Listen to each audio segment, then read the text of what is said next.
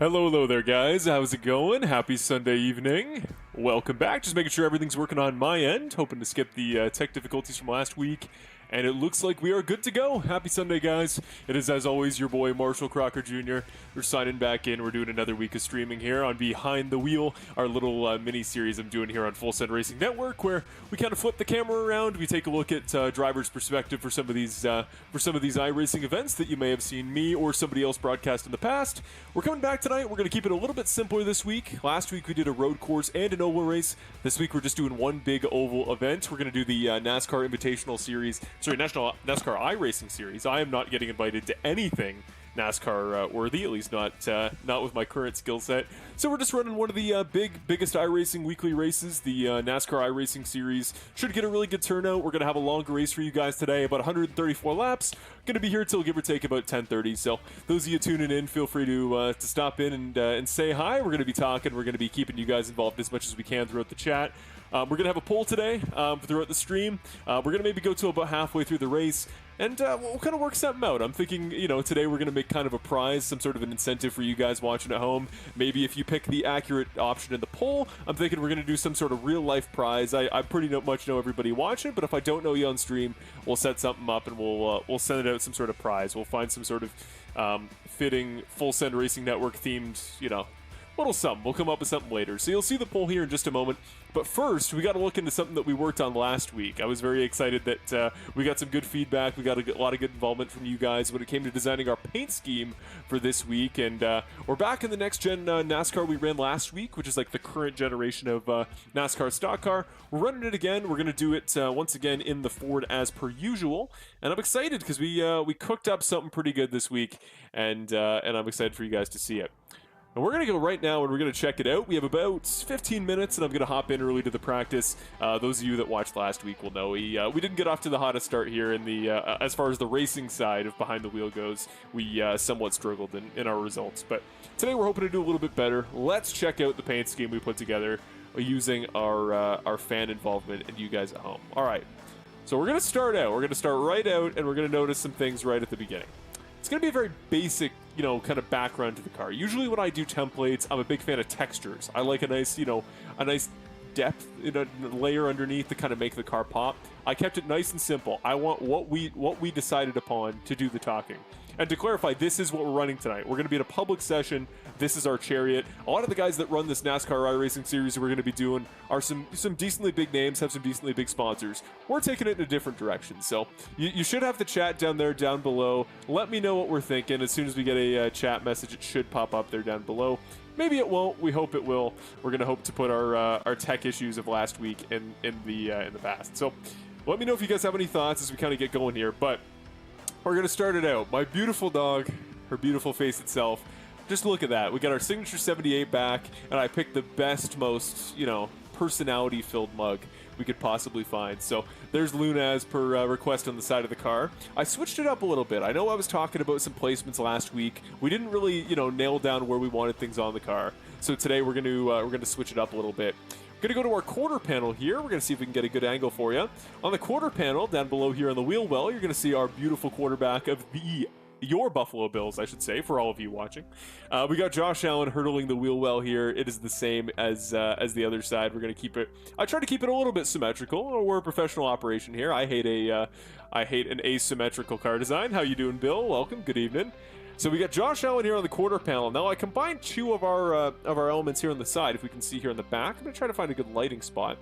But if we look here on the left side, we got a little hedgehog here. We had the hedgehog requested. I found a hedgehog that perfectly matched the croc texture we were going for. I tried to blend it in a little bit. You see that white stripe on the this way. The white stripe there on the bottom of the car underneath the 78. I tried to blend it in a little bit with the croc. Didn't go exceptionally well, but I like the idea that he lives there. So the little hedgehog friend, we'll name him in the chat. I believe I asked Sally last week what she was thinking.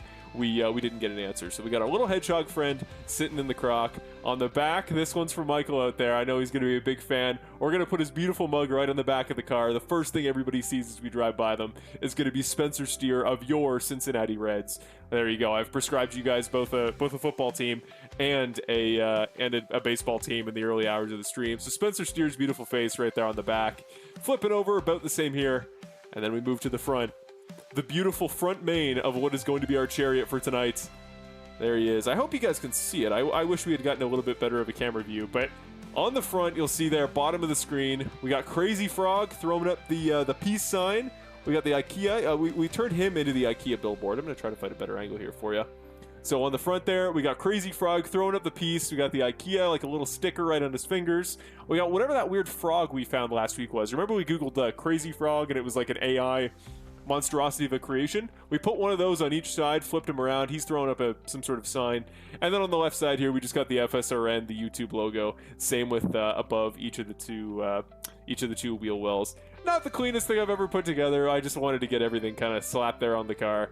Up top, you'll see I got my name like usual. And we got, final detail for Brett out there. I believe it was Brett last week in the chat that wanted to see the CS Team Liquid logo. We didn't use the whole logo. Don't want to use all their branding, but we did throw the logo there right on white on the back of the car. So this is going to be our chariot tonight. This is going to be representing all you guys at home, the beautiful creation we put together. Objectively, one of the biggest monstrosities of a paint scheme I've ever seen, but it's going to be our steed for tonight. I can't wait. I hope everybody is excited to get it going. I'm more curious. I wish we had the outside perspective of people that see this driving by tonight, the people that see Spencer Steer's face coming by them, that see this absolute, just the derpiest dog you have ever seen. Seeing her face go by in the road is going to be fun. So let's get into it. We're going to jump in. We're going to get a little bit of extra practice this week just to make sure I don't make a sham of myself once again. Once again, it's been a busy week. I have not actually run too many laps yet, and by too many, I mean any. But I have once again watched guides. If we get some friends, if we get some experts in the racing world out there in the chat tonight, hopefully they will provide us with some help. But as we get into the session here, as we start loading in, we're going to throw you to our other formats here. And the reason that I want said format, as we jump over here, is we got our poll there in the bottom right. So I'm going to throw it to you guys. We're going to put some genuine prize on this. We'll come up with it throughout the stream. But you guys let me know. What do you want to do as a prize for getting this right? You're going to see your 5 options there. Now, again, we had some issue last week in the chat. We were having trouble with the stream. To my understanding, you're going to put just what is in the parentheses there. So if you put... let's say it's exclamation point vote, and then you're going to put your answer. So either 0, 1/2, 3/4, 5/6, and then 7+ behind after vote is what you're going to be adding in if you want to join our caution prediction. So 134 laps here at Las Vegas. This race, start to finish, should go give or take about an hour and a half. Throw your guess in there. This is going to be an official race. People in my iRating, which is like the iRating method of determining driver ability, they're going to be in my area, which I like to think is pretty decent. You get some decent-ish guys. I'm in the high 2000s, so hopefully we'll get some decent drivers who know what they're doing. But throw your prediction out there. I don't want to tilt the jury too much. If I had to throw a prediction, I would probably say somewhere in the realm of 4 or 5 would be my guess. But I've had races before. I've done, I think, this series 1 or 2 other times, typically when they run road courses, as that's kind of my personal inclination in the NASCAR. But I have seen races go green to green, or green to checkered. It's rare, but it is. If it happens today, it'll be very exciting. So throw your prediction there in the chat. See if we can get that figured out. I hope this is the week we figure out how to make the polls work. And I don't think I said where we are. We're going to be at virtual Las Vegas today, just like real world NASCAR was earlier this fine Sunday. We're going to get our graphics up there on the side for you. Hopefully those should be working. If we check our stream, has it popped up? Yes, it has. We got practice times coming in here as we speak. It's getting a little bit bogged down, so we're just going to reset it real quick.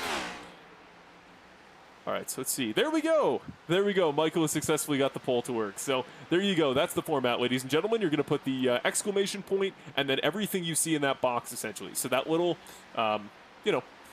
little parentheses section there, as we're just trying to reset the graphics there. Unless this is timed. I don't think there's 1 minute and 56 seconds left. I believe it is. I believe it is less than that. So let me see what the heck they're doing with that. We'll hope it updates. This should be a pretty fresh session. Let me just make sure I got my spotter turned down, because I know that was a big annoyance last week, was that we had a really, really loud spotter, and everything else was relatively quiet. So We're going to turn that down. We're going to keep the tires on for me. I'm cool to turn down as much as I possibly can. For you guys, the only thing I need is making sure that I can hear. So things like the tires, as the car starts to wear, especially for this track, it's the right front that you have to be worried about. Making sure that I'm just kind of keeping up with that. We're also going to make some quick changes here with the setup, as per the guide I looked up, because again, we need all the help we can get. I like to think I can, piece things together when it comes to these NASCAR oval races, but I'm still learning, and that's why it's kind of a fun thing to do for this series. The more track time I can get, the better.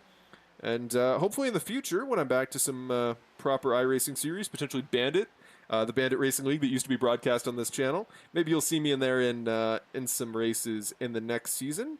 And I'm hoping the finale later this month, actually, March 22nd. Sorry, 26th, I should say. Pardon me. Hoping to make it there for that. So, just the more laps you can get, the more experience you can get, the better. All right, we're just going to make our quick changes here, and then we'll be out on track for you guys, and we'll give you kind of a track guide, which will also be effectively a guide for me. So, bump our settings a little bit. I'm leaking what settings I run. So, those of you that let's say we put it in victory lane today. Those of you that want to emulate what I'm doing, this is your time to stock my settings. Alrighty, I think we are pretty much good to go. Settings should be set. Let's get out there on track in our beautiful new paint scheme. Actually, we'll hop in, we'll hop off pit road, and we'll hop back out just to make sure that our paint is running in the sim. I pulled the generic blue paint scheme that I designed a while back, just to kind of match the gloves. Remember, keep voting in that poll. I see some of you kind of starting to hop in here. If Michael says if we win today with this car, we should use it for the next Bandit race. That is an absolutely cursed idea, but I do kind of like that, actually. I do like the idea of putting this car to use in something else. So starting to see votes trickle in. I think we got 2 each for 3 to 4 and 5 to 6, and I think that is just about where I would be leaning as well. But here we go, ladies and gentlemen. Our beautiful race car. We'll see if we can get a good camera angle here. We know iRacing loves its annoying angles. There we go. You can kind of see Crazy Frog in the background. There's Spencer Steer. Look at that beautiful face. Everything kind of matching up here. I like that he's a little, he's kind of warped with the back, the way the back kind of, as it goes up to the splitter, as it goes up to the rear wing, it kind of warps his face. And the more we can make this look cursed, there's Crazy Frog getting ready for 134 beautiful laps of Las Vegas. So let's get out there. Drink of the day today, we're going to make a weekly segment. Last week was Orange Monster.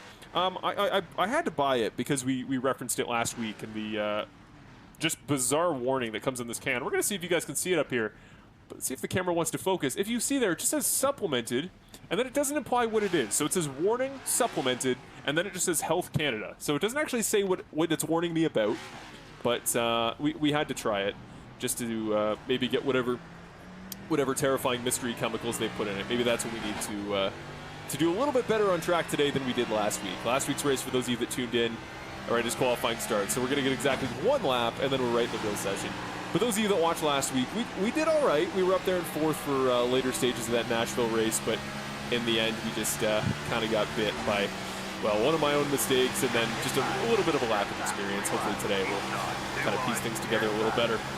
But Vegas, mile-and-a-half racetrack, you can run a lot of different lines. The big thing in this car, as this guy absolutely clobbers the wall, is just going to be staying out of the dirty air. The biggest thing you can do is try to avoid the wake of the car in front.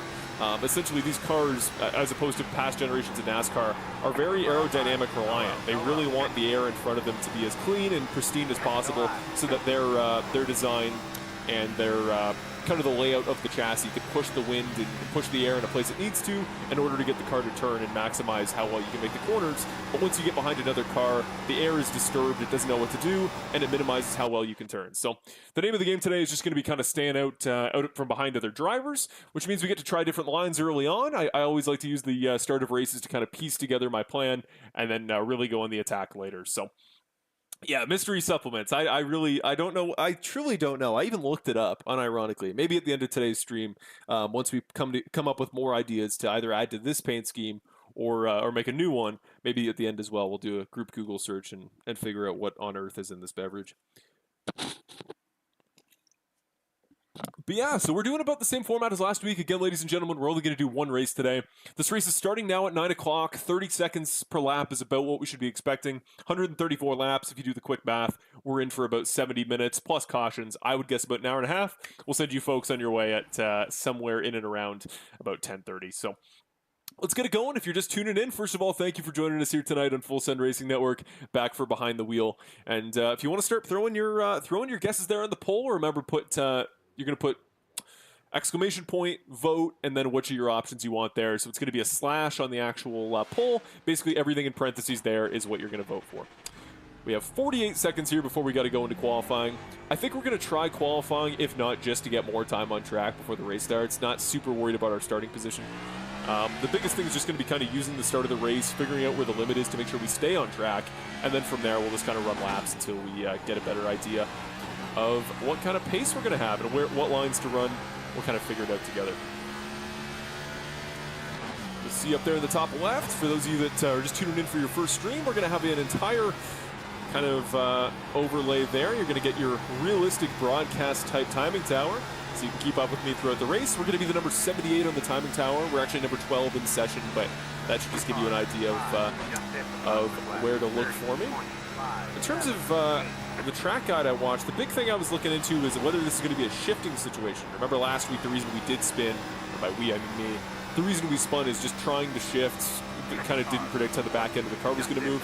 Today I'm hearing from the guides I've watched that shifting isn't really going to matter. You're kind of just going to coast to the bottom, really try to sit on the bottom of the racetrack, and then go from there.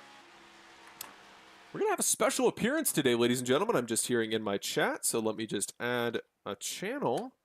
And I believe we're going to have a special guest on the stream. We're going to see how it goes. I think this should work, what we're going to be attempting to do today. We're just going to have to mute some fellas here in the virtual world, but I think we should be good to go. Hey, Mike Check, you got a copy?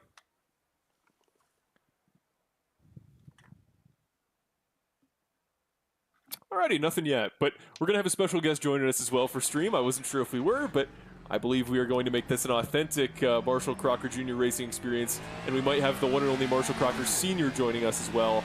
Might have an actual authentic spotter for tonight's race. We'll see if he hops in the voice channel here. But here we go, 5 minutes for qualifying. Again, we're pretty much just going to use the entire thing just to practice, just to get out there and run some laps, get a sense of what this racetrack has in store for us.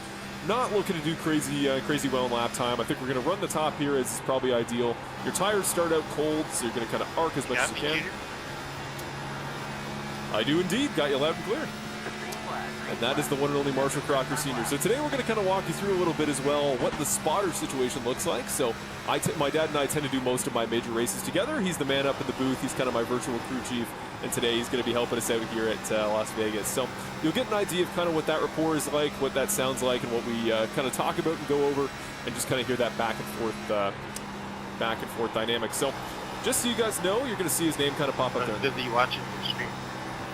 Just like that, just like that up there on the bottom. So, all right, gonna go for our first real lap here. We kind of got one lap just to warm the tires up.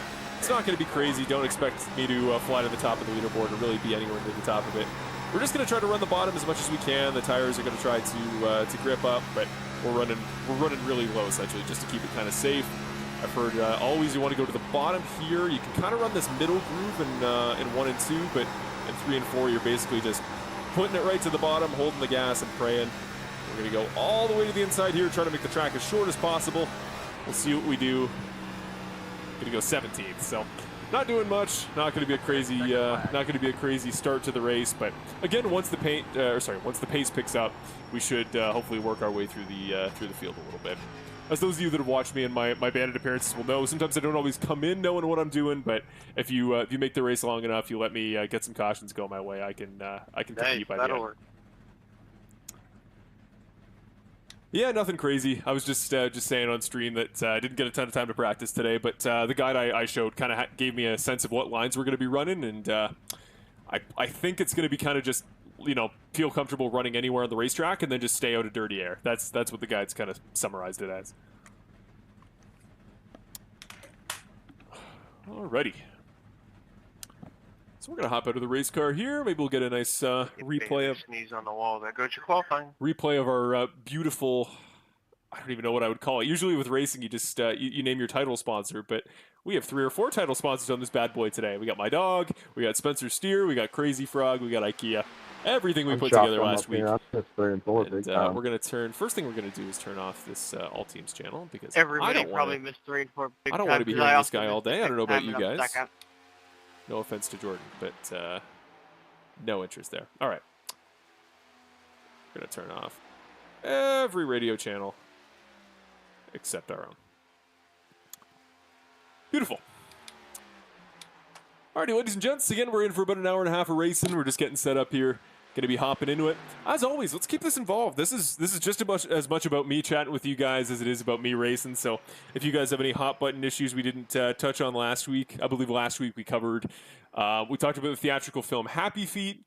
We talked about, we did favorite various energy-based, basically caffeine-filled beverages. So we talked about Gatorade flavors. There's some really hot button topical issues there. So if you guys have any new subjects we can talk about, this race will probably become a podcast by the middle of it. So let's hear some good ideas. Let's get you guys involved there in the chat. Remember, if you haven't voted, vote in our poll there in the bottom right corner. We're going to be voting on how many cautions we're expecting in tonight's race. Those that vote correct, I'll track you guys down. We'll get you some sort of prize for this week's stream.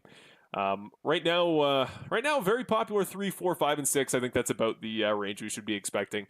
A little to no part of me thinks we're getting none. I think it would.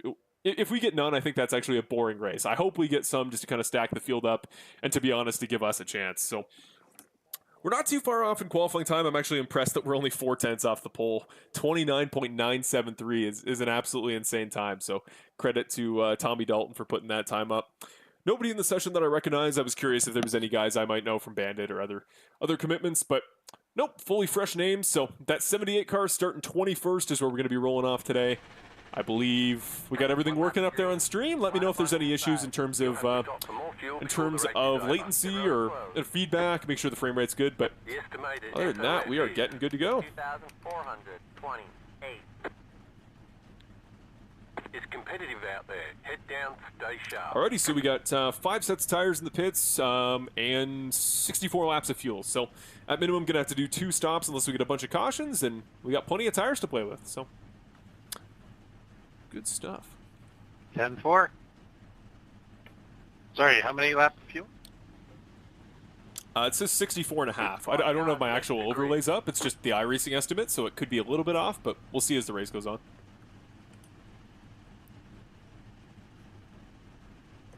The pigeons laid eggs on my balcony. Any concerns about when you want me to talk, and more importantly, when you don't want me to talk? No, we should be good. I don't have any other channels or anything I got to be talking to. So, in terms of the basics of just left, right, where cars are position-wise, I got my auto spotter turned on, but just kind of seeing where lines are going. If you notice, like, guys running somewhere that I'm not, I'm just going to default and assume everybody else knows better than I do. So, if you notice something's working for people, or, once we get to the pit strategy, I think it'll change a little bit. But yeah, until then, just kind of, if you see something up front, give me a shout. If you see something working for somebody, give me a shout, and then I'm sure I'll ask if I need anything, because it's going to be a long race. It's going to be a lot about strategies. So we'll go as we go. So your pigeons, Michael. This is an interesting subject we talked about. We're looking at a lot of cautions. So. Anyway, we'll play it by ear. So, Michael, you were mentioning your pigeons on your balcony. Now, if I remember correctly, you have a very small Juliet balcony, but this is becoming a larger problem. Maybe we'll make this our first talking point of the night. For those of you watching at home, not all of you are from Toronto. I know those of you that are here from Bandit will come from the States, will come from different either urban or metropolitan areas. Are pigeons much of a thing where you guys live? Because here in Toronto, I feel like my first year of university, they were a huge thing. You saw them everywhere. I feel like they had a bit of a, they had a bit of a drop-off here for a while. But we're just in a pigeon resurgence here in Toronto. And Michael, I'll let you throw your anecdote in, because we were talking about it earlier. Their new solution in Toronto to trying to curb the pigeon epidemic, you could even call it. Feel free to throw that in the chat, Michael, because truly crazy stuff that our city here in Toronto is trying to solve it with.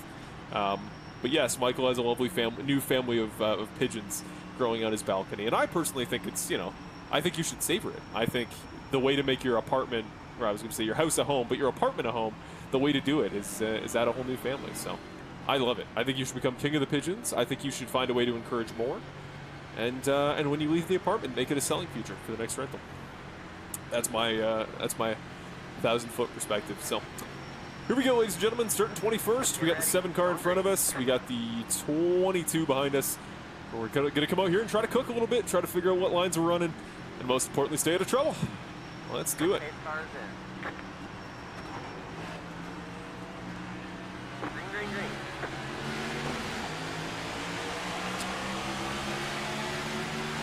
Alrighty, not a bad little start here. Looking outside, we are clear, so we're going to take that extra bit of track and start working our lines out. A bunch of guys go high. Most guys kind of sit in that middle groove, try to go a little bit low. I think here at the beginning, we're just going to kind of save the right front, do some extra lifts, and try to make our time back on the straightaways.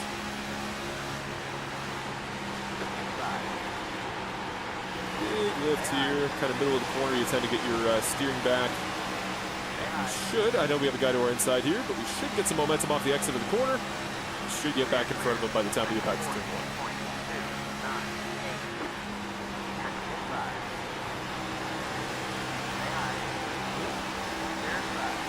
A little bit tight there through the exit. Again, we're just kind of figuring things out here. We're going to try to find our line. Again, the biggest thing you can do is just try to stay out of the way of cars in front, but as you can see, there is kind of nowhere on track we can go. We don't have 30 air, so just going to try to survive for now, see what we can do. May or may not have thrown the eggs out. No, Michael! No, we just talked about your new beautiful burgeoning pigeon family. That's tough. I know people like have a lot of moral conundrum about that. Well, what to do when you have something like that, or I know growing up I had a family near us that had like bunnies in their backyard. Try and go with the 31 if you can. 10-4. Yeah, dirty air is just as bad as expected.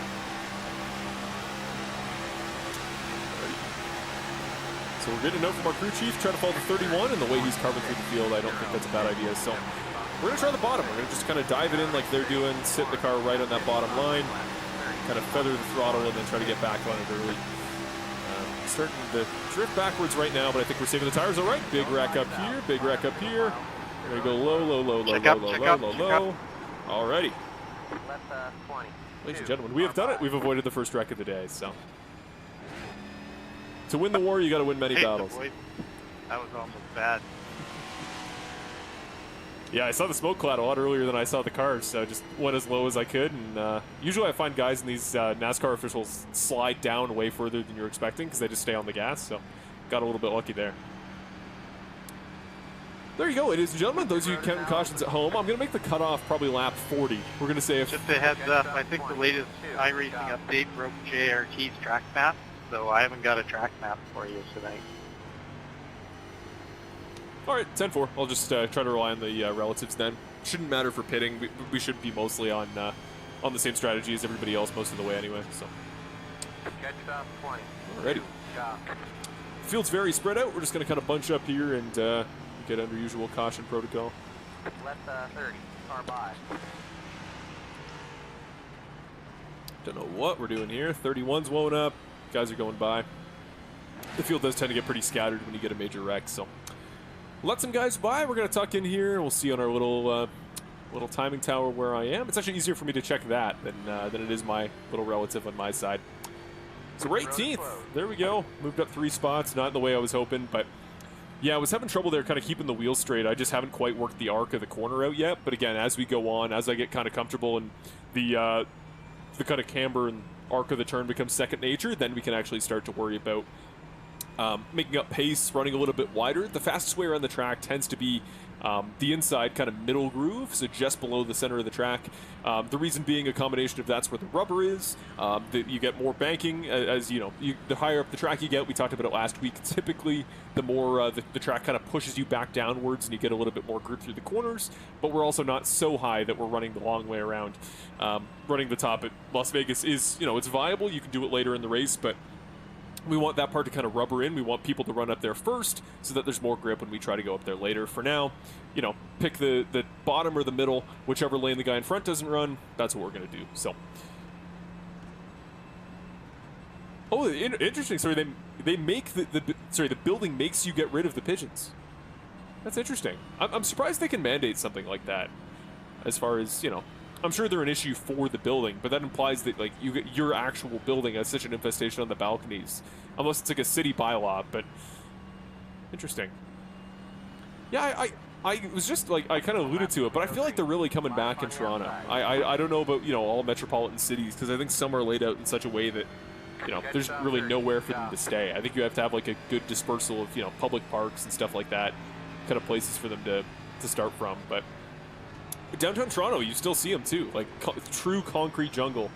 They make a living somehow. So credit to the pigeons, man. Maybe we'll throw a pigeon on the car next week in solidarity. But heartbreaking stuff.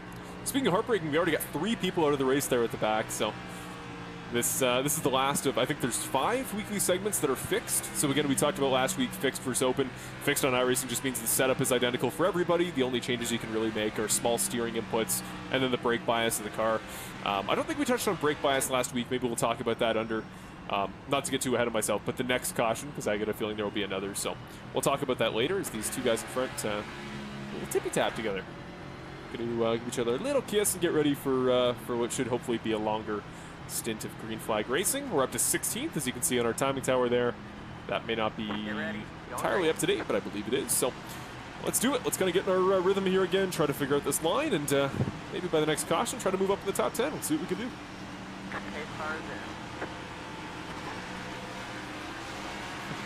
Behind the Crescent Donuts car up here. I don't know if anybody's going to beat our scheme today in terms of most aura, but they're certainly trying here with Crescent Donuts.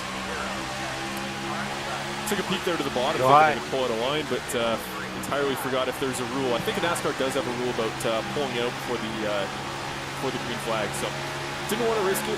Just kind of tucked back in, but we almost got put 3 wide there. So a couple guys are going to go by because I did a quick checkup just to make sure we didn't break that rule there, but going to be forced to go all the way to the high side here just because the 2 guys in front are going to jam up the bottom and middle lanes. Make it through the corner. There's a quick spot on the outside. Again, we're just going to try to tuck in and see who looks like they know what they're doing and go with them. Our friend the 31 I see is already making up time. We go way too high there. Got to start arcing my corners a little more aggressively, but oh my goodness, that guy in the bottom having a lot of trouble. So there's a free spot. Lose a spot, gain a spot there as the 28 car goes by us. Good job.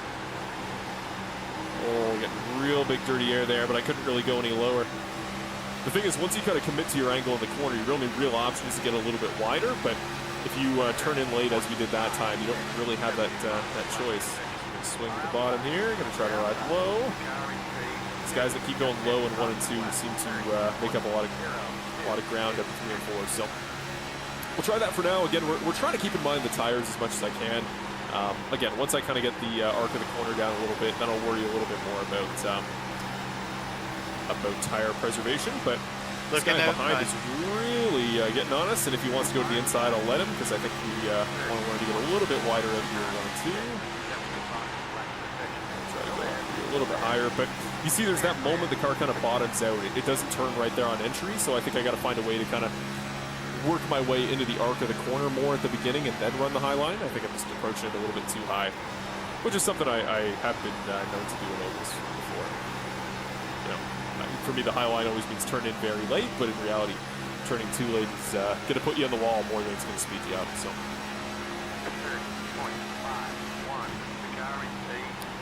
Yes. Go to the bottom there, but a guy kind of tucked up there in front of me, so tap the white line there. That's going to lose us a little bit of momentum, but again, just kind of getting up to speed. I believe we are where we were on the last start. Go to the outside of this guy, see if he wants to power by underneath, which he does. We'll give it to him. Our good old friend Crescent Donuts is back, so let's hopefully hope he can put the loud pedal down, start making some track position up for us.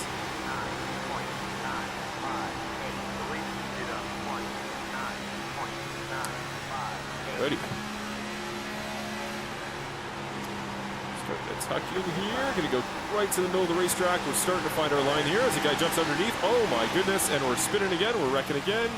Saves it though. Oh my goodness. How did we not get a yellow there? Going to go up the middle, 3 wide. Oh my goodness, ladies and gentlemen. This is getting spicy.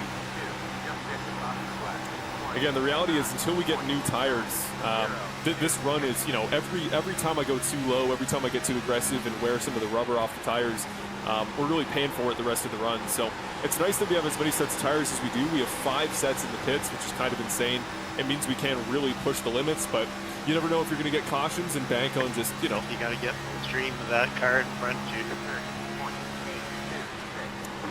Yeah, my dad's telling me to kind of get in the slipstream, which, you know, is what we want to do down the straightaways, but we got to find a way to kind of get out of his wake there in the corners because the dirty air is just going to be so detrimental. What car are you racing today? We were in the same car we were in last week for the ovals. We're in the NASCAR Next Gen car, which is interesting. We still call it the Next Gen. I think people start to call it the Gen 7, but essentially it's the car NASCAR runs currently in real life. It's kind of a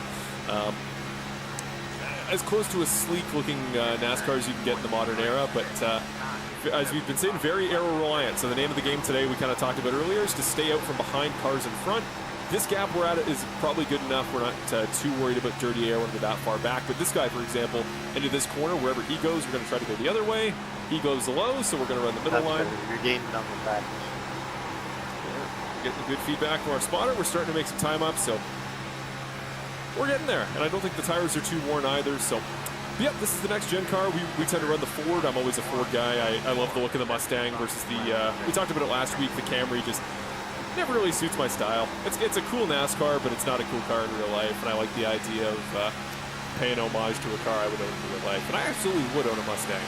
A Camaro as well, but I don't know. Chevrolets are too common. Everybody runs a Chevy as their first NASCAR sim, so I wanted to do something a little different when I picked the Ford. Guy to my outside is going to kind of force me low. I would prefer to be running at most the middle lane or higher. I don't really want to go right to the bottom in 3 and 4. I'm okay to run it down here. I was hoping he was going to kind of slide up, but these two guys in front are interesting. They look really slow for a minute, and then every once in a while they put a good corner together. You see them going too wide in front of us, so we don't really have anywhere we can go. We're not going to be in the dirty air. There was like half a lane there in the middle, but that lane's going to close as we come off the corner. Going to compromise the 87 car down there on the bottom. He's going to go almost into the grass on the inside line trying to get low, so we're going to go with the guy on the high side, maybe try to go all the way around. Let's try to wheel it a little bit high again on entry, but we should get a good run off the corner. Just got to make sure we don't get cleared by this car underneath. He is all the way to our inside, so we're going to pray this body armor car goes low. He does. We get a little bit high on entry. Let's see if we can wheel this thing all the way down, cross him over. That's how you get a move done. We'll see where the 87 goes here in this next corner. Let's get behind him and see where he goes. Again, he's going to go high. I think we kind of put some pressure on him. Body armor car is going to go all the way to the bottom. He's going to back out, I'd imagine. We're 3 wide, so we got to give room to our outside. We keep it 2 wide. I wish I'd seen that in TV camera. That's one of those times I wish we weren't an onboard show here on Behind the Wheel. Oh, car getting a little bit loose. Kind of threw it in too hard, but we should make the corner. Slide up in front of the 87, block him off, and ladies and gentlemen, we're up to, I believe, 15th. First time in the top 15 today.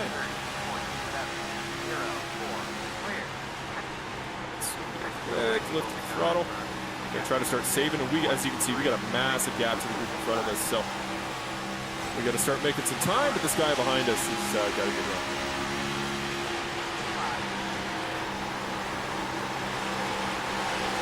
Power back on the outside. Again, this is the line I want to be in, but that bottom line is pretty quick. The only thing is, again, you're going to run your tires out the lower you run. Thank you, Alyssa, for the props. That one was kind of fun. I love doing a good old crossover in these cars because I think one of my best skills in racing is always kind of the ability to foresee. Oh my God, as that guy gets real close to our quarter panel there, but we survive. I think one of my best abilities in racing is always kind of seeing the future before it happens in terms of, you know, oh my God, the car's getting real loose here as the back end starts to step out, so got to start coaxing our rears. We talked about last week getting hot in the back tires and what it does to take your grip away, so got to make sure we're not sliding the rear tires too much. We're going to start kind of entering a little bit higher and kind of take some of the pressure off the tires, run a little bit slower, as this guy behind is going to kind of give us a bit of a tap. Top line's going to come with. But yeah, as I was saying, I think one of my better abilities is kind of foreseeing where the race is going and what lines are going to be quick in any individual corner, and mostly where guys are going to go, kind of predict their momentum before I see it. And that's all that crossovers are about. Looks like 25 wants to help you. knowing where a guy wants to slide. So we're getting told the 25 looks like he wants to go with us. That's that body armor car we passed just a moment ago. So we'll give him the draft down the front stretch. Hopefully he can clear the guy that's trying to get underneath us. On the outside of the corner, yellow comes out, and that is the perfect time. We're going to whoa it up, make sure we don't get caught in this. As the 8 car tries to absolutely murder us, but we make it through. And it appears that actually the 8 car is the 25. So just like me, he's running a custom number scheme, which means his number that I see on my side doesn't match what is on the car. Not a bad little stint there.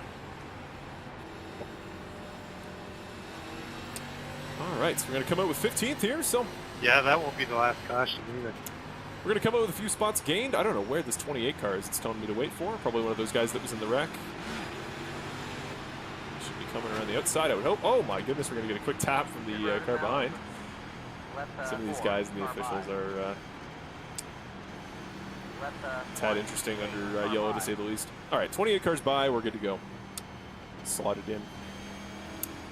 How do you defend on the oval? That is a very good and very loaded question. There's a lot of different angles to kind of approach that from. As now we're up to 13th. Look at us, ladies and gentlemen. Oh, sorry, 14th. But behind the wheel, we are in our hitting our stride here. How do you defend on the oval? There's a lot of different approaches as we're going to come down pit road here, take 4 fresh tires and some extra fuel this time. So really, the way to think about defending on an oval is not so much how do you kind of block them off as it is with road Alright, make courses. sure you hit your box. But again, we just kind of alluded to predicting and seeing things in front of you before they happen. So you're basically trying to predict, all right, what is the best way this car behind me could take this next corner? And once he gets to the exit of that corner, blocking him off. So if a guy takes a bad line, no reason to go up and get in front of him, right? Run your line, run as fast as you can. The only consideration is if this guy is faster than me right now, or he's taking a line that works better, wherever he is going to be at the end of the corner, the line he's taking, just be in front of him there. Has to have your car physically get in the way. So let's say I'm at the very bottom of the racetrack as we've been trying to run, right on that white line. The guy on the outside is going to carry more speed off the turn back on the straightaway. So the crossover we did, the problem the other guy had that he couldn't defend us is he slid up at the perfect moment for me to dive low. So I wasn't still coming off the corner. I had kind of got back straight. He was still sliding up. So as soon as he slid to the right, I slid to the left and got under him. What you want to do is kind of time it so that, all right, even if you need to do a lift in the corner, when I get back straight, my car's done the turn, your wheels are straight, and all your momentum's forward again, that you're just in the way of that guy coming back off the corner. It's hard to explain, but the other thing you can do is called in this car, it's called aero blocking, which is essentially, I've talked about how bad the dirty air is and how driving behind another car is detrimental for your speed. You can harness that. You can be like, all right, if I know being behind another car is bad, I want to get in front of him as much as I can. So staying in front of a car makes them, we call it aero wash, like wash up the racetrack, basically meaning minimizing your grip, making it harder to turn. It's basically the entire, for lack of a better term, meta at the Indy 500, for example, is staying in front of cars because it's so hard to be behind the car in front with, again, that dirty air where your aerodynamics don't work as kind of you would hope. So trying to get in front of a car where they're going to be, you're more driving in your mirror than you are in the front dash. You can kind of see my mirror up top. Maybe I'll kind of allude to it throughout the race, but I'm just kind of peeking into the mirror, seeing where guys are entering a corner, and thinking about, all right, when we come off the corner, how can I get in front of them? Sometimes the best way to defend isn't even to be in front. Sometimes it's just, all right, I know I'm faster at this angle. Even if a guy gets really low and he really goes to the inside, well, if I think I'm faster on the outside of the line and I don't think he can slide up in front of me, as I just talked about, then you just do what you're doing. Don't focus on him. Make sure he doesn't get into you. You know, make sure the guy doesn't slide up and kill you in the process. But that is more or less the key to defending. And if we make a nice little move, I'll elaborate more. As the guy locks up and gets some smoke there. But here we go. We're in 13th. Going to be starting here on lap number 27. Again, this is our only race of the day. Second caution. Remember to put your estimates in the poll there down below, bottom right. Just put the text in parentheses and vote for whichever one you predict. And again, those that are right will do a little prize for next week's final Here we score. go. I'm discovering, I think, again, to use that word, the meta, I think, is to start in second gear. I was trying first gear just for something different, but I think second gear gets the revs in a better place. Good thinking. That's going to be chaos in the bottom. Yeah. My spotter saw what I was doing there. I was trying to kind of move out of the way. Going to go high. The high line kind of gives you the most options as far as where you want to move. As that guy gets a little bit squiggly out of line, there's a guy below the apron. I hope he does not come back up and murder the field. Looks like we're okay as everybody goes to the high side. They kind of get off the gas. Guy to our quarter panel almost hits us. We're going to tap the wall, but I think we should be okay. He just kind of creeped up further than I was expecting. That should be 12th position, ladies and gentlemen. You're going to dive right to the bottom. That's, I think, even with the aero wash, I think just kind of taking some stress off the front right that I was wearing out there at the beginning. It's probably the way to go. And the tires are still a little bit cold, so you're a tad lacking in grip, so the car is slidey. I would prefer a loose race car, like a slidey race car, to a race car that's too tight. Coming from a karting background, I think I'm pretty good at wheeling the steering wheel. So I absolutely clobber the wall.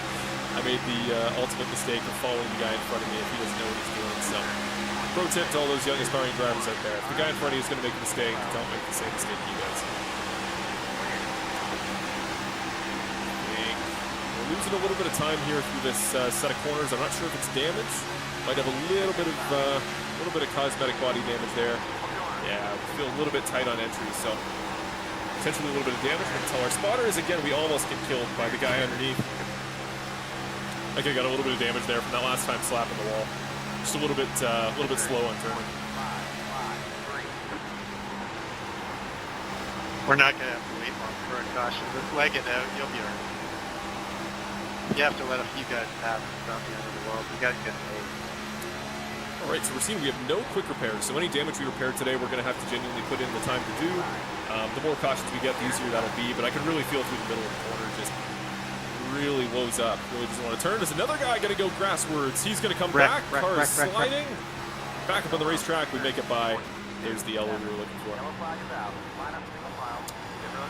Alright, we're now in the window. Those of you at home that said 3 to 4. We're looking good. Alyssa just put her vote in, and we're up to 32 laps in. So those of you on the higher end, 5 to 6 might be the way to go. And who knows? Maybe the upset pick of 7+ is gonna hit. Pace we're going, I would not be surprised. 11th place, ladies and gentlemen. Look at us. Look at us. Don't entirely know what we're doing. How's the car feel? Do you have to get damage repaired? Might be a little bit of placebo effect. Like, it felt really bad those first couple turns, but it's rotating in the center of the corner, which is all I need. I don't know with this track position if I want to pit right now, especially because I'm not going to be taking tires. So I might bank on another yellow, see if we can do it then. I don't want to go all the way to the back if we're going to be this caution happy early on. 10-4.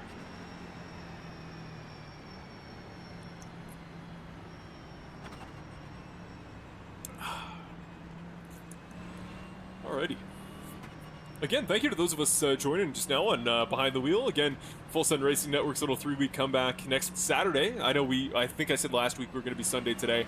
We're going to be back Saturday next week. The reason being I have a personal commitment on Sunday, but also we have a special event we're going to be participating in. So right now he's my spotter extraordinaire, but Marshall Crocker Sr., my dad's going to be on the other side of the dynamic. He's going to be racing alongside me in this little charity race we're going to be doing. There's it's Mazda MX-5, which is a very fun series. It's the Mazda Miata, the regular road car. It's a great type of racing. They're a little bit slower. They're not aero reliant, so you wheel them as much as you want. The racing is super close, and it's going to be a Daytona road course, which is a track where there's bumping, there's all sorts of passing opportunities. It's going to be fun. So our finale next week is again going to be one race, but it's a fun race for charity, and it's one that I'm really excited about. So look forward to that. That's going to be the wrap-up of our little 3 weeks here on Full Send Racing Network. If there's interest, we might come back in the future. I would actually love the opportunity to maybe stream other games, again, outside the periphery of this class, but been playing some Rocket League lately. Been trying to get into Counter-Strike 2. Those of you that know me personally, I don't tend to play a ton of shooter games, and when I do, I'm not particularly apt at them. I think it's kind of an insular thing. I think once you've played one shooter, once you grew up playing Call of Duty, you just have that kind of twitch that you understand everything, and you have that kind of, for lack of a better term, shooter sense, which you kind of get with racing too. I mean, we've been playing a lot of Rocket League, me and some buddies, and as goofy as it is to say, or Mario Kart, like your racing knowledge and understanding of how racing lines work and basically the dynamics of how to keep up momentum in racing, they carry over to everything. Once you understand momentum, once you can kind of predict the movement of cars and people around you, it's a pretty transferable skill set. And it's the same with all these FPS players. So I give massive credit to guys that are good at Counter-Strike and CS, and we'll CS is Counter-Strike. But Call of Duty, all these games, I'm just not one of you. I wish I was. Maybe one day. But. Alrighty. So the number's up to 4 drivers I'm seeing out of the race now. We have a couple that are, 10, 11 laps down. They are probably more or less out of the event. Typically guys that go that many laps down. There's a thing called a lucky dog that those of you that don't know NASCAR racing aren't familiar with. Basically the first car a lap down. All right, get ready. Basically the first car a lap down in every caution gets a free lap back. It's very rare you get 9. Somebody today actually in the real life NASCAR race, my boy, my favorite driver, Ryan Blaney, I believe he was 4 laps down and because of an issue, and got back in the lead lap and was running at the front until he was wrecked. So 4 laps is possible, but most guys don't want to take the risk to wait for 9 yellows. So most guys that go that many laps down just leave the race. This guy in front of us starting to warm the tires up. We should be doing the same thing, and gonna start it in second gear, see if we can make a little bit more time here on the start. Try to get ourselves properly in the top 10. See if that damage is anything as well. Hoping it's not, but we did hit the wall decently hard following that 31 car. So see what he does here on the start. We'll see what we can do. Better start. Check them real bad. A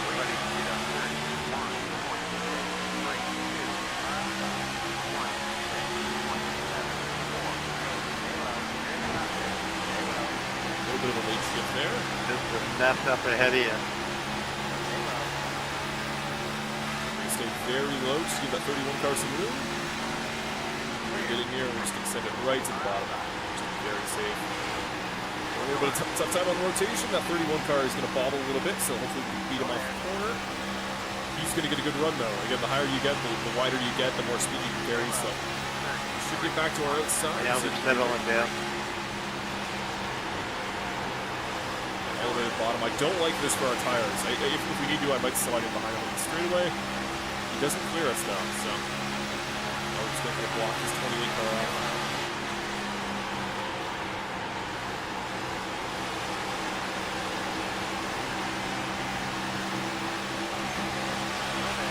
Yeah, definitely a little bit of damage here. I just can't rotate like these guys can on entry.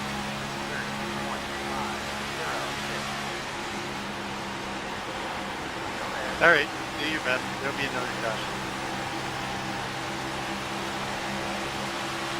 Yep, temple. We're just getting freight trains here on the outside. Can't find an opening. That might be our chance if we can hold Mr. Body Armor off as he goes way wide. He's going to lose a ton of momentum here off the exit. Jump underneath. Stay Maybe the bottom. high line will work better for you, what? Yeah, once it opens, it's blown up. Bottom here. The other guy's still out there. Really forced me to use up my tires here. Like, again, the guy on the outside, the next guy keeps getting a good run off too, so there's just no real openings. Big lift here. Big lift to the bottom. Get a bit of a slipstream here. Hope to make up some time on the straightaway. Like I just alluded to, we're going to need kind of a fresh restart here in the pits next chance we get. Maybe some of that damage is oh my goodness, 73 car going way wide. We are getting freight trains here. High line for damage possibly on exit. But all right, here we go. We got our top line that we were looking for. Again, got to do as much as we can to stay out from behind other guys. That time we slot right in behind that 73. Make cross this guy over, but I don't really want to get out of their lane, so I'm going to try to go outside of him. Hopefully he doesn't push me right here on entry. Let's see if we get space. A little bit of space, not much though. We get close quarters here at beautiful Vegas. Oh, another guy kind of losing it up front on the inside.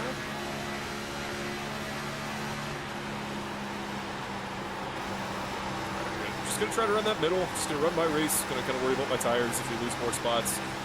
So be it as we slap the wall again.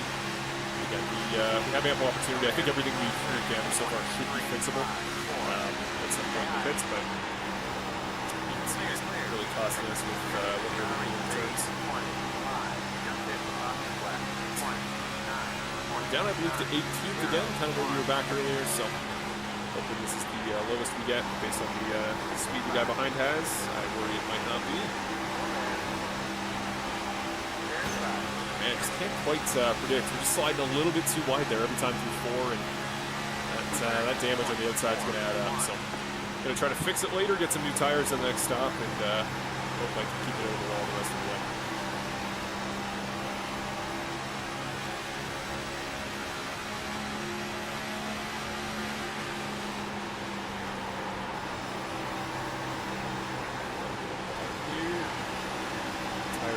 Really having trouble that time. Oh, we got a guy going around again. Gonna try to block then as he goes in front. We avoid the yellow so far. Go high. Yeah, we get through it. All right. Just picking these guys off on their incidents. Wouldn't be surprised if that guy still causes the yellow though. Those hot tires. It's gonna be like he's on ice skates. There goes another guy. There's our yellow. Let's make sure he doesn't slide up into us. And there's the fresh start we needed. Yeah, I've been saying on the stream, we really need a fresh start here. Just, get some damage, get the tires, and the pace we're going, those tires, we might need to save a little more than expected. Not like I don't think we need to skip any sets. Like I'll take one every time we get a really yellow, but yeah, the pace we're going, we're gonna go through all 5 sets.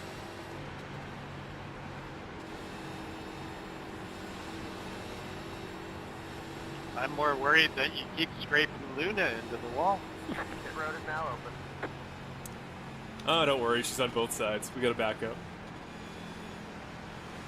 She brought up a great point. I feel bad that the 1 week I'm absolutely rubbing the paint off the right side of the car is the time that my very own puppy died. It's a little sad.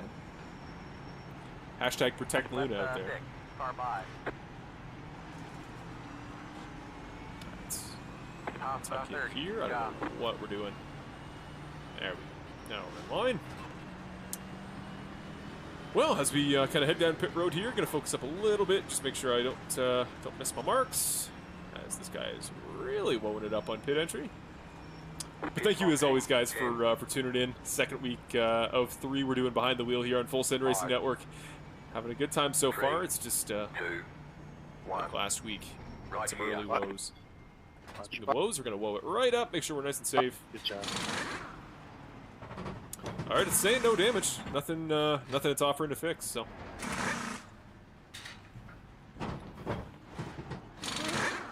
Maybe I'm crazy. I definitely don't buy it. You're running the high line in the first stint. Maybe you should go back to that if that was working for you. Yeah, I wanted it to be. Just you saw, I kept getting freight trained off turn 2. There was just never an opening to move back up. Yeah, it's tough to negotiate. I never know whether to tell you clear or not, because I don't want to talk over top of the spotter. Yeah, don't worry about positional stuff. Like, I got the spotter for it, and if I don't know for sure, I just don't push the issue. So, yeah, it's all good. I don't too many voices crossing over would be worse than less. All right, how many guys are we down to now? Some guys pitted with me, so we're gonna have probably 8 or 9 coming up behind us. I think we're going to start 18th again, 19th. We have the guy that was in 6th starting 3 spots up, so you're starting to see kind of the strategy switch here. I think some guys are going to do what I did, come in for an extra set of tires, try to make their way through the field, and then just hope you don't use all the sets. If we get left with 1 less set of tires later in the race, that's really going to cost us. So if that's even slightly an issue, if we get too many more yellows, that's a problem. We might try a stint where we don't take a set of tires. All right, get ready. Just try to survive, but all right, let's get tucked up here. Yeah, we're officially going to be 18th once again, so 18th, new tires. This should be our opportunity to kind of carve through the field a little bit. Hopefully stay in that outside line that was working for us earlier. See what we can do.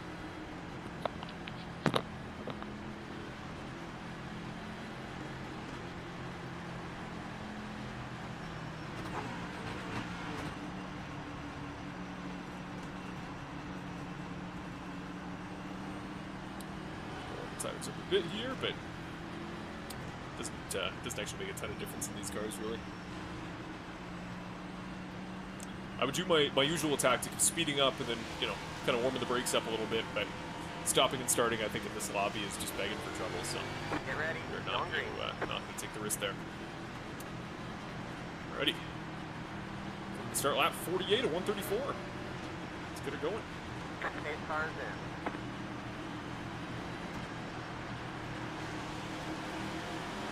Green flag, green flag. And this lane once again just got a really slow start here.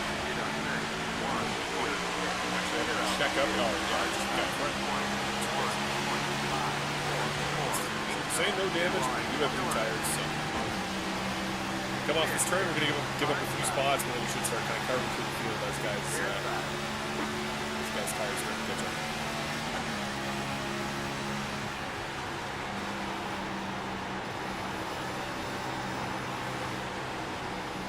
My goodness, the wash is horrible with that many cars in front. Guys in the middle, and you can see just thing would not turn. We kind of got going straight, which when you're in that sharp of a bank is not what you want to see. Oh my God! Speaking of not what you want to see, there goes a guy. Car spinning, car spinning, car spinning. We stay green. Check out. Getting really lucky on these yellows here. A little bit of steady hands, but a little bit of just guys spinning the right way. Left 4, car by.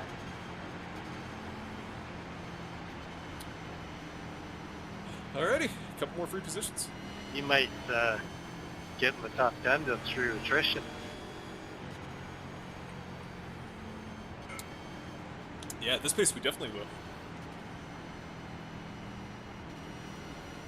Alrighty, those of you that were betting 5 and 6, you got to start hoping for some patience here from some of these guys. Otherwise, this is going to be a slam dunk 8, 9, 10 caution race. Holy cow! And this, ladies and gentlemen, is why this is only a one-race stream, because I had a sense that this might go a little longer than last week's race.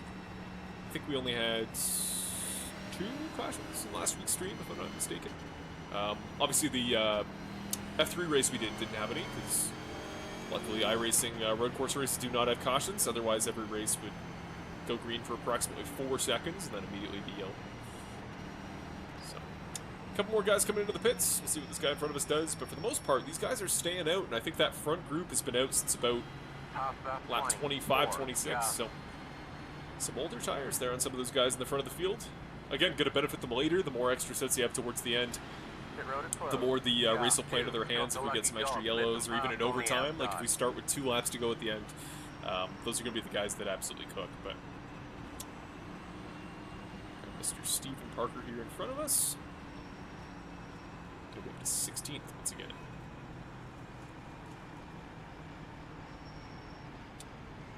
Well, again, thank you as always for those of you guys tuning in this week, joining us here on Behind the Wheel on Full Send Racing Network. Again, we're halfway through our race here. Today's just something a little bit different. We got my spotter Marshall Crocker Sr. in, kind of chiming in, giving us a different perspective. Really just having some fun here, trying to get in the swing of things, getting used to a longer race. Because next week again, going to be a similar format. We're going to have the whole stream be one race, but it's going to be a road course event. Something I'm hoping to have some better practice for, in a car that I'm pretty good at historically, at a track that I know like the back of my hand. So I know the whole vibe of not just this series, but basically every race I ever run is like, oh, we're here to learn, we're here to figure out what I'm doing, because I don't really do much practice. But next week we will try to make a go of it, put up a W there for you guys here on Full Send Racing Network, and we're kind of doing a fresh start because it's going to be a different race car. I can't really reuse the scheme for anything, so we'll start it up in a little bit. We'll start making some ideas for our next step. Oh my goodness! What on earth? 1 lap to green. Line up on the outside. Did you see that? What just happened? Catch about 30. A guy just absolutely... He hit a whole bunch of guys. I have a feeling he probably blacked out. Are you seeing damage on your side? Because it felt like I had damage, then the steering like snapped and reset.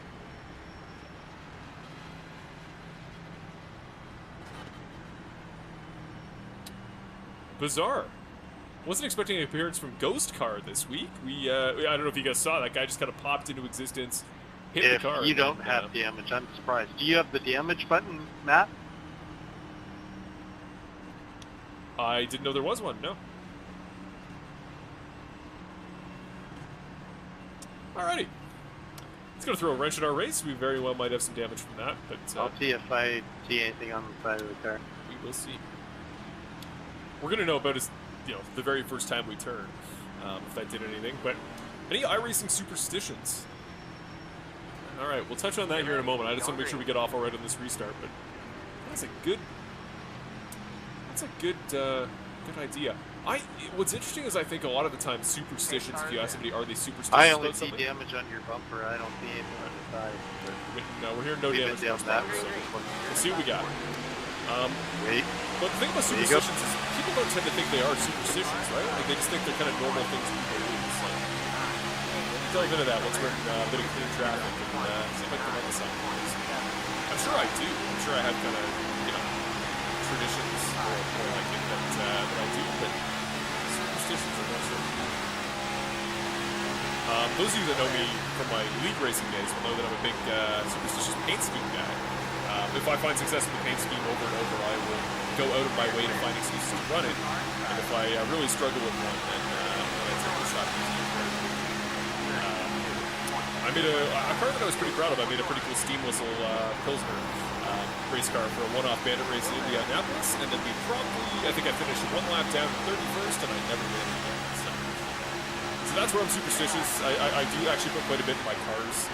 I put like real thought into it if I'm going to change something, but again, you never think about that as superstition, but it absolutely is. Highline, way better. Yeah, agreeing with the spotter here. This highline's kind of working for us. I can feel a little bit, again, the car's You're getting the only one having trouble getting this turn, by the way. We're not falling back, so we keep doing what we're doing. I think as the field kind of whittles down, some of the guys that were behind us started the race are going to be in front of us late. And that'll kind of play to our advantage. I can really feel the damage when I kind of go into these set of corners because the car just gets stupid tight on it.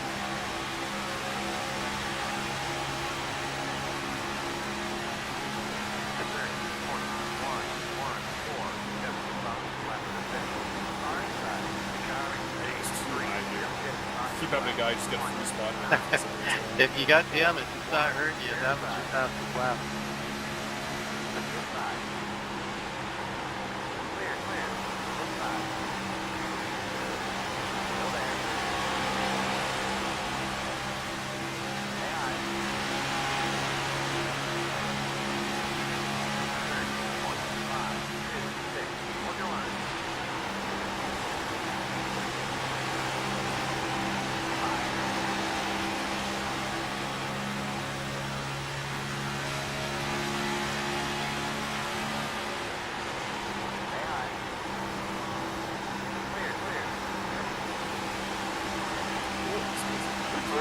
Oh, he does.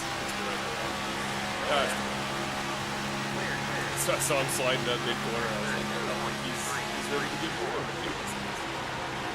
There's another slap of the wall, but if the other five didn't do anything, we'll take the 6 a little bit better.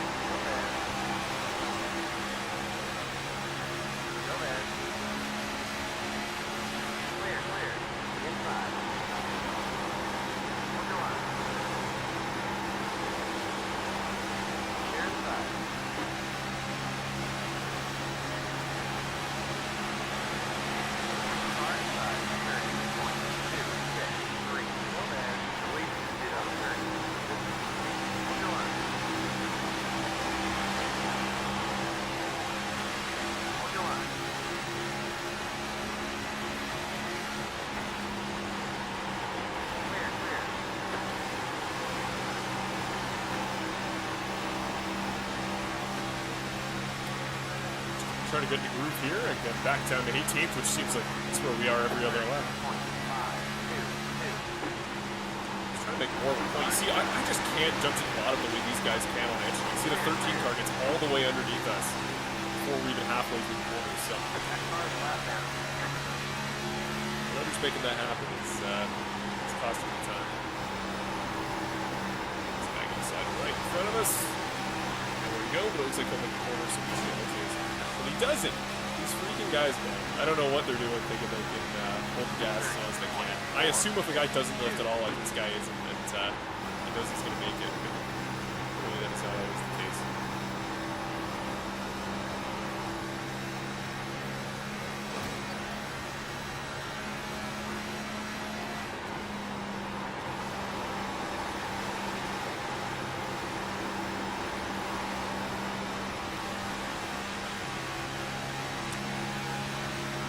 Trying to get back in the rhythm here. First time I've had any sort of clean air in ages, but again, whatever these guys are doing on entry, I just can't replicate. You see the guy behind just gets all the way underneath there on entry and kind of compromises the way I have to exit, so don't really get a free corner here.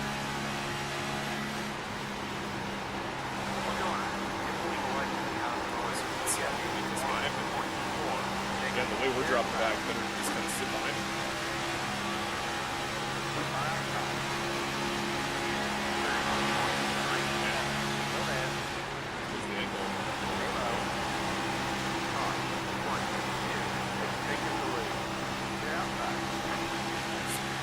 I just can't carry any speed through the corner. We got damage in one of those kind of situations. No matter where we run, like the advantage we should have going to the bottom is on entry, but I'm slower on entry, and then off the exit we should be faster on the straightaway. But I'm used to having the straightaway, so who knows, man. 30.302.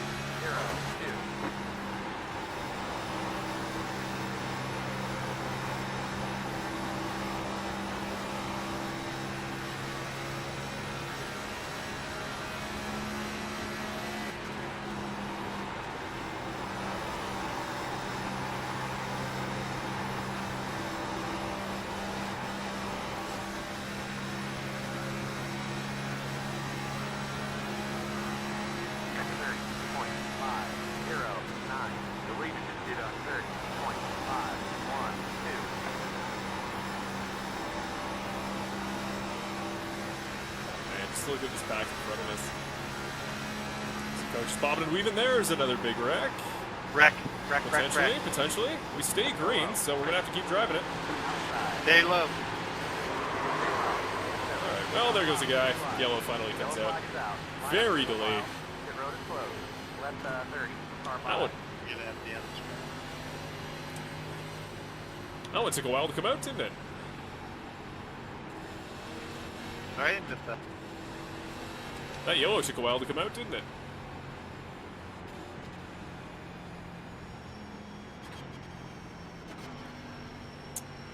We took damage when we, a couple different times. There was the initial time early on that I just kind of got a little bit too... iRace is only showing you a 0x.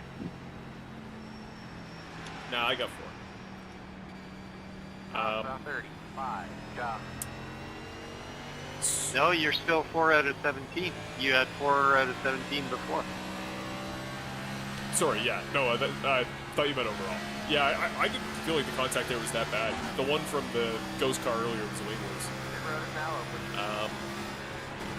But yeah, sorry, to answer your question, yeah, early on, I got a little bit too wide off turn 4. We kind of slapped the wall. It didn't seem to make a ton of difference. It felt like at the time it did, but again, sometimes placebo effect. You just, because you think you have damage, you drive as though you do. But then later we have what I'm calling ghost car. We had just a guy kind of blink in and out, and then suddenly he was inside of myself in another car. The game sees that as collision and gives you damage for it. So would have been damage there, and then got squeezed up a few moments ago by a guy into the wall. Would have taken a little bit more there. So we're gonna come down here. I don't love taking more tires here. You got damage on the front right. Pit box in 10. Alright, so we're hearing we for sure have damage. I see a little bit on the front, the way the front hood's caved in. My spotter sees the car and is telling me we have some, so we're going to hope it tries to fix some of it. All the damage is repairable. Alright, now it sees there's damage, 25 seconds, so that's good. Should keep you on the lead lap. It's like I keep saying, race is a marathon, not a sprint, so we're going to wait in the pits. We're going to get our 25 seconds of repairs. Should be back out and cooking. Probably going to come out somewhere in the 23, 24 area. But again, the more crashes that happen, there's no fast repairs, so if a guy crashes out enough that it's terminal damage, you're just out of the race. So, All clear. so it should minimize the number of guys we got to get by later. Here we go. Back out, ready to cook. New tires. We've got 2 more sets in the pits. We are officially at half distance, so we will close the votes there on the caution prediction, although 6 and 7, you only got one more, or sorry, it was 5 or 6, so one more away, and then the big 7+ is going to be the winner, which is, got to be honest, the one I was hoping it wouldn't be. I was hoping we'd get a little bit more green flag action today, but the way I've been driving, the yellow is really the only thing that's going to keep us kind of in play for anything above middle of the pack, so could be worse. could be worse.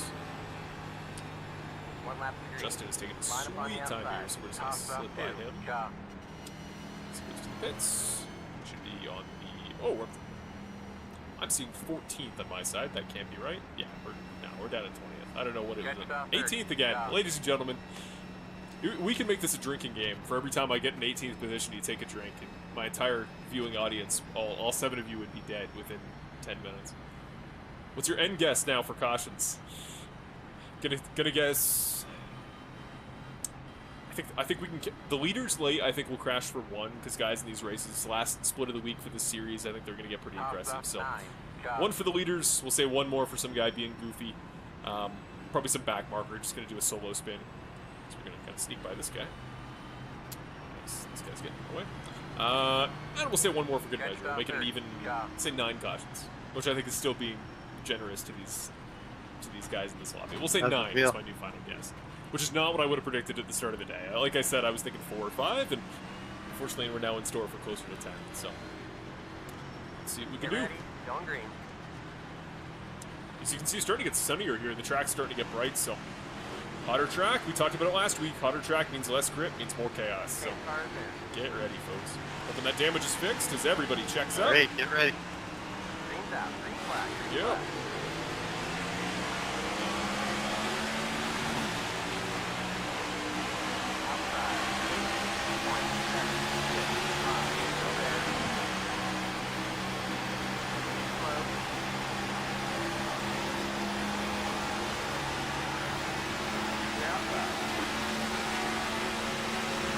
Hey, All right, car's already feeling a little bit better. Try to get in our high line, see if we can make up some time.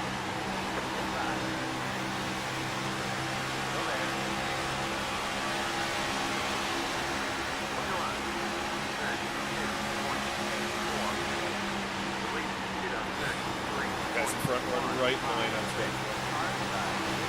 Oh my goodness, we're going 3 wide here. I could not have done worse.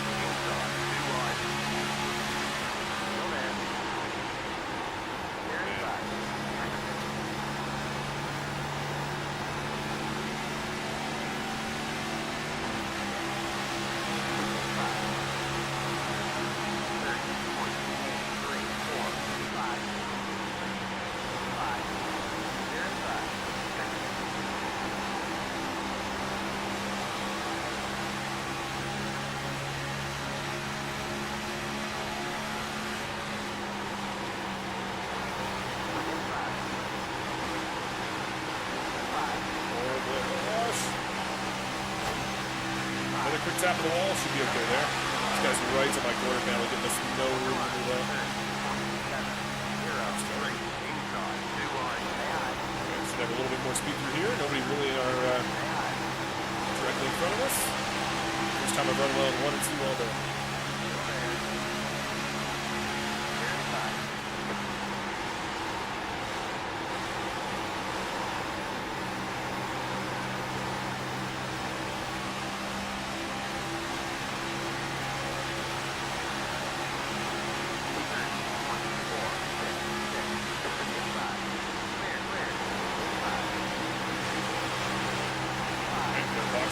Bottom in, trying to get a good run off the exit. That moves up in front of us, which is unfortunate, but he goes low. He does, alright. Starting to get some luck here. This guy's right in the wall. I don't know what the 87's doing. Why not? Yeah. Once he was out of the groove, he didn't really try. That car is a lap down. 31.681. Couldn't save it. Steering was sideways as soon as we hit the wall. keep it high. That car's a lap down. Dropping a lot of fluid. We have to fix it. Oh boy. 2 for 2, ladies and gentlemen. Not getting great luck here. I should have just backed it right out once the guy went too high. But thought I could clear him through the corner. I thought he was like going high to let people go low, but he was not.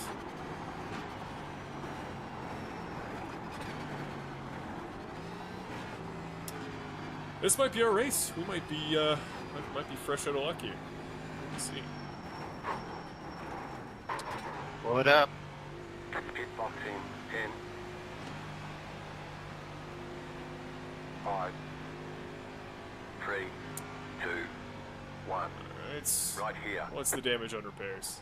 They're not even coming out. I think our day might be done, ladies and gents. 5, Yeah. 1 has taken Oh the boy, lead. that's Not bad. We're done. Unrepairable. Sorry, bud. Oh boy. Yeah, as soon as that guy was that wide, I knew whatever was going to happen was going to be bad. If I load up, I was going to get run over on exit, and if I, did what I did, guy on the inside just didn't realize there was a guy there, so that's on me. I probably should have just played it differently once I saw he was slow there. No caution. That sucks. Well, it was race ending damage. That is why I stayed in the throttle, just to try to keep some speed in the hopes I could keep it running, but yeah, I had a little bit of a steering kink, so I tried to turn it left, and it fishtailed and put me in the wall. Oh, I'm going to replay there, ladies and gents, kind of see what happened there. I can kind of talk you guys through what the thought process was there. You get a chance. You should tell everybody about your wind sim. I would actually like to see your wind sim. Unfortunately, the pieces on it are... I didn't run it for the Radical series, so they're kind of scattered around my room. We'll make it a thing for next week when we do Mazda. So you see here, so once the 87 car gets really high here, he's kind of out of the groove, he's a little bit slow. I'm thinking he's going to kind of just stay to the top, and you see he kind of creeps down a little bit and takes a lower arc.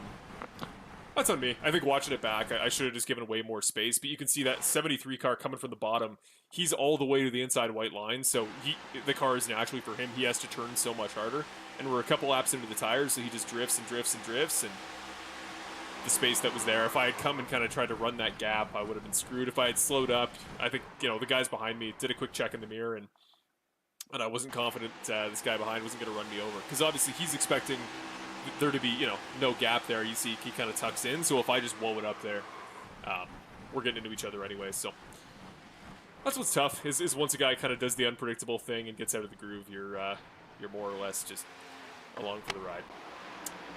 It was a good run, though. It's good to see the paint scheme from this perspective and get a beautiful view of what we were working with today. Spencer Steer on the back. I wonder what people were thinking about that all race, but oh boy. Get one more view here. So we were starting to make good time in the middle of that run. I was kind of starting to get things figured out, but one mistake the last lap in turns 1 and 2, it felt like I was just losing a position, 2 positions every single time, and was trying to fight it for it back in 3 and 4. So if I was a little bit faster in 1 and 2, I wouldn't even be trying to consider gaps like that in 3 and 4. But if I'm slow there and I'm slow in 1 and 2, then we're just going backwards. So wish we could have saved it, but that'll be the end for this session for us. Alrighty. Well, sorry that didn't end a little bit more positively, but thank you for working with me there. Luckily, next week we don't have to deal with the mystery of Vegas and the next gen. We just get to do some Mazda at a track we're intimately familiar with.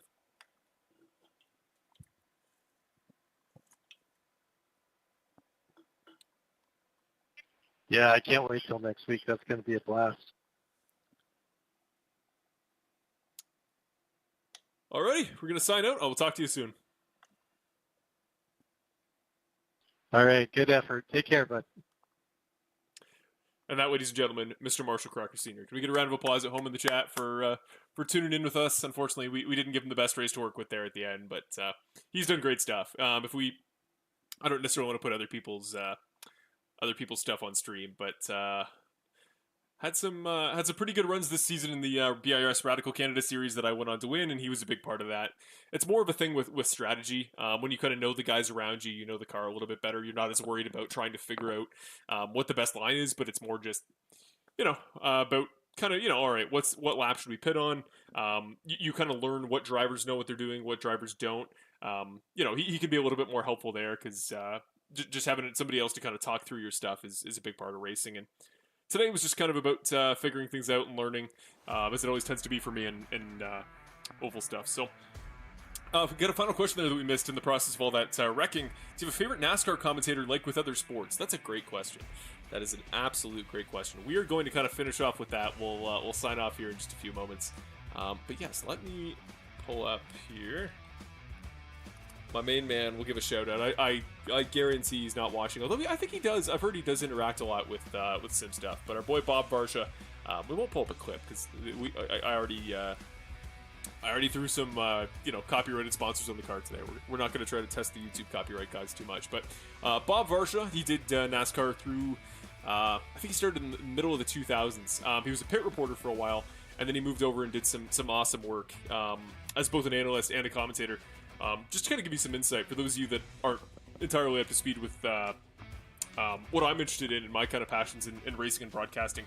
I myself am a broadcaster. In fact, we can pull up some old, maybe we'll pull up some old Full Send Racing Network content on Full Send Racing Network here, some Full Sendception. But Bob Varsha back in the day was my guy. So he was one of the guys at the very start. Very deep voice, very kind of has a journalism style of projection. There are some guys that are so, how do I put it?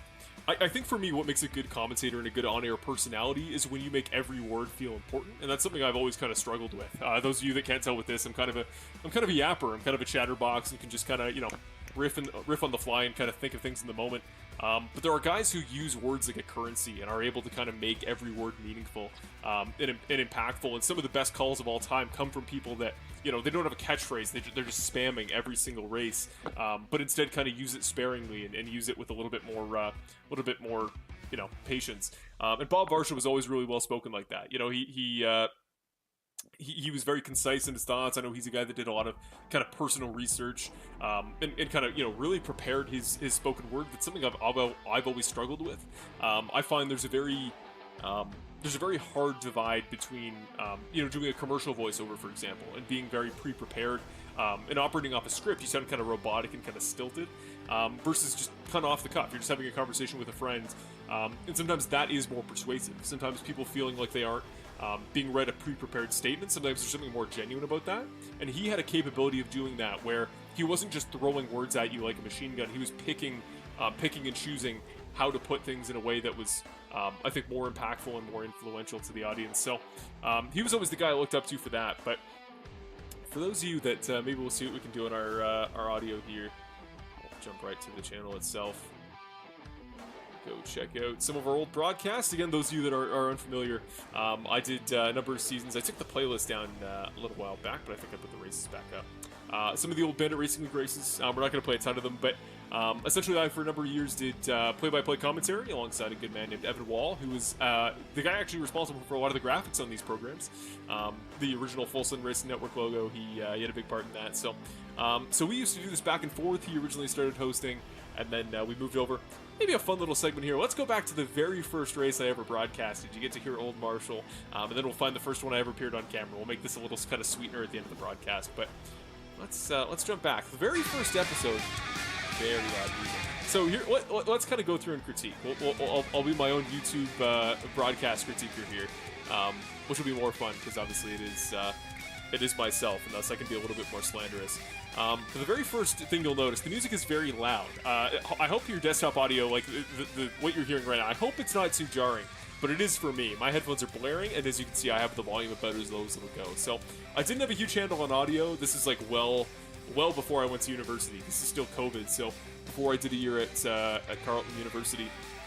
So a long time ago. Very long broadcast. That was kind of my thing. The races weren't long, but I put way too much preamble and post race. So let's jump right into it. Let's get my very first intro as an iRacing broadcaster, and we'll see how far I've come in the 5 years since we broadcasted this. Oh boy. Oh my goodness, this music. All right. All the racing action that will be happening. Oh, here we go. Detailed laser scan I'm gonna skip this commercial. It's the very same one you still see today. iRacing doesn't publish too many commercials, but let's Welcome to the opening round. Hello, ladies and gentlemen, and welcome to the opening round of the 2020 Karts to Computers iRacing Series. This first race of the season is being brought to you from the lovely virtual Indianapolis Motor Speedway in the aptly named Indianapolis, Indiana. My name is Marshall Crocker Jr., and I will be alone in the booth tonight, unfortunately, but I'll be doing my very best to bring you insight into all the racing action that will be happening on your screen. In terms of the drivers, we've got a modestly... We'll stop this right here. We're not going to go through the whole video. We're just going to kind of, do a few more minutes here at the end, and then we'll send you guys off for your Sunday night. But essentially, what I was talking about sounding pre-stilted and kind of everything you say sounds scripted. I didn't write anything when I started out. Again, like I said, I've always kind of felt natural going off the cuff. You sound so baby. Just very high, very pitchy voice. Again, this is 2020, so I would have been 17 at the time. But yeah, you kind of get the sense of like things sound like a commercial read. They sound like it's pre-planned, but it's not. What I associated growing up commentators, again, like Bob Varsha, the people I grew up kind of idolizing, they sounded so prepared and stilted in all their words. But there's a very clear difference between sounding professional and sounding concise, and just sounding, like a robot reading off and executing commands. And I think that was where I kind of struggled as a kid. So that kind of baby your very voice talented field consisting is of speaking in a way that it sounds like a commercial. It sounds like they're trying to sell you something. Also, 10 minutes here just in the screen. And my father, Marshall, time's up in the Senior, corner. My dad was racing this series back in the day, so we've come full circle. Relationship for sure. But you see here very primitive graphics from back in the day. Again, the audio is really bad. I've turned it down on the YouTube side. But what am I saying? I think I need a drink. So we're going to sit here and quickly and ride on board with Mr. Jordan West, as he is your new leader. So I will tell you guys that watching at home, I've found out already in these first 2 weeks, it's a lot easier to stream and kind of keep talking as you're in the process of doing something else. But man, solo broadcasting a race that I believe, if I remember correctly, this one had a lot of cautions. Brief cameo there from real-life USF 2000 driver Matt Clark there, ladies and gentlemen. There were some big names, guys that have gone on to do a lot of real-life racing in this series. But Matt Clark was leading the race at the time. But this is the Karts and Computer series I started during COVID, back when we were all kind of in lockdown. There was no kind of organized series, at least nobody I knew from my karting Canadian background. So I put this together. I hope the guys that were in it enjoyed it, but it was very much the product of a 17-year-old who has no relative administrative skills. Next day for him. I believe he's trying to do everything he can. Josh Gallagher won this race, and a guy I used to know from back in the day in karting. Just under 2.5 seconds. He was one fun fact I learned the other day. Famous streamer Jimmy Broadbent, who those of you may be familiar with if you know anything about racing. He famously had a bit of a drought where he couldn't win the Indy 500. The race he finally did, Josh Gallagher in that race finished second. So, fun thing I learned the other day. The more you know. But let's go back. Let's see. I can't remember what my first on-camera appearance in one of my races is. We're gonna go back and see if we can find young Marshall just last to treat season. for we ran you guys at a very difficult race. So that should be another strong pairing as well. Overall, I think we have some really interesting teams so far, and a few more to be. So that's 6 months later. Not a ton of voice progression. No camera yet. You'll see the graphics remain mostly the same, and then you can see about the exact moment I meet Evan Wall, and things kind of improve for the better. This will for sure be the first race. This is no longer on my channel. Daytona International Speedway for our very first race. No, sorry, this was the first. So I did a season on a different channel. We won't show those races for broadcast purposes, but let's scroll through. There we go. All the main top tier seats. Showed out Mitch Sullivan, a guy I used to broadcast with. But there on the left side, we're going to go full screen here just so you guys can see the beautiful action. There he is. Look at that good-looking chap. This is my old bedroom from, again, back in the university COVID days. I was probably isolating at the time. But yeah, this would have been early part of 2021, so 4 years ago. I think already by this point I'd gotten a little bit better. Maybe we'll just let Marshall talk for a minute. Series here at Daytona International Speedway for years, and well, there's a very good reason. Daytona is just such an incredible track, and I'm sure we'll be talking about it all the way through the race, but for now, we can give you a few details about it before we get off to our qualifying session. Qualifying for every race of the season is going to start at 9:10 p.m. on the dot, or at least 9:10 p.m. over here in Eastern Daylight. So you may see similarities. I do the same kind of, just keep long-winded sentence yapping I do now. But it's just the worst angle you can imagine too. I like to think the biggest improvement I made in all these years is putting the camera together, and of course it's the longer way in a slightly more appropriate spot. But just looking here, jump to the point now is comfortably. So you see the graphics are pretty much what you see today, using the program I use in today's day and age. Higher quality. I had a better PC by this point. Things had kind of turned over. Well, just let me talk for a bit to see kind of how I've improved by 2021. He is no, it looks like he's just left, so possibly a chance of internet issues. But Welch, I believe, is going to lead at the line that time. Second lap of the season down, one for Mathis, one for Welch, and you see there in the background that light blue card. That is Aiden Kaiser exiting the pits. So you see there, like, again, this is a solo broadcast. I did have a co-commentator for much of the season, but what's so tough about being an individual is you really do have to kind of I always feel the pressure to kind of keep painting the picture, keep like one long narrative going. But the hardest part is you have so many thoughts, so many things you could convey to the listener, especially because this is the first race of a season. I always assumed in the first race of a championship, it could be a driver's family watching, people that didn't know much about racing. So I tended to over-explain. But there's a problem where it's so hard to end a sentence. It's like, all right, where do I end the thought? Because I have three more that are following in, and always something to explain. So that's something I've always kind of struggled with. But you see, we're starting to get put together. We have some better graphics. So this is back in Bandit Season 9. Crazy to think Bandit's finishing up Season 13 now, going on 14 soon. Crazy how things have progressed. Back to Season 10. We brought the Snowstorm series back. I don't think I was ever on camera for that, but Snowstorm was the spiritual successor to my Carts to Computers thing. Again, basically just Canadian karting drivers trying to keep them involved in something community-based. This is my old university apartment.